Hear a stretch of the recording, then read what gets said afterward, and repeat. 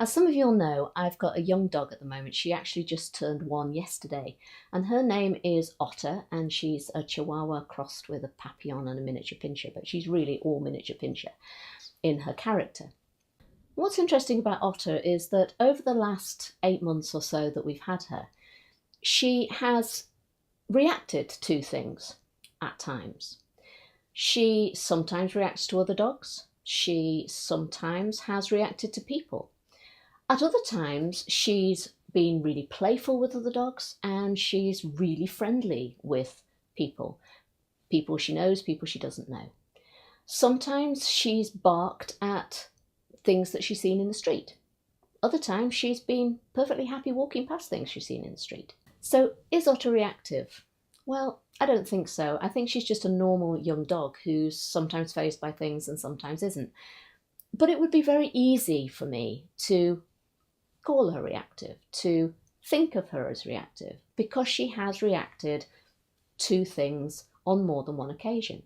But if I called her reactive, and particularly if I thought of her as reactive, then that would set my expectations of her, so that whenever she did something, I would be expecting that reaction. And it would also set other people's expectations, because once I tell them, oh, she's reactive, then they are adjusting to that expectation. Now, we all talk about reactive dogs. I talk about reactive dogs. It's a useful shorthand to describe a particular behaviour that we sometimes see dogs displaying. But there's a difference between that and thinking of your dog as being reactive. So your dog displays reactive behaviour. That's what we mean when we say our dogs are reactive. They display reactive behaviour. They are not themselves reactive. It is not a characteristic of them. It is not what defines them. And it can be helpful to think in terms of the proportion of time that your dog is reactive, to give you a sense of proportion about that behaviour. So when I ask people this, most of the time they're talking not in hours, but in minutes. So your dog may be reacting for a couple of minutes a day when they have a bad day. Sometimes they may not react at all.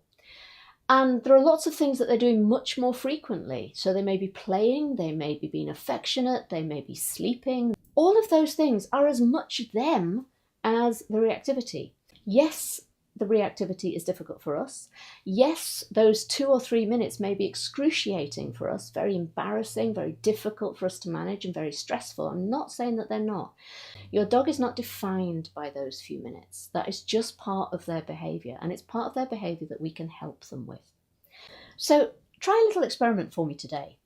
Rather than describing your dog as reactive or thinking of your dog as reactive, try describing your dog in terms of some other behaviour that they do a lot. So you might describe your dog as being playful, or being sleepy, or being bouncy, or being energetic.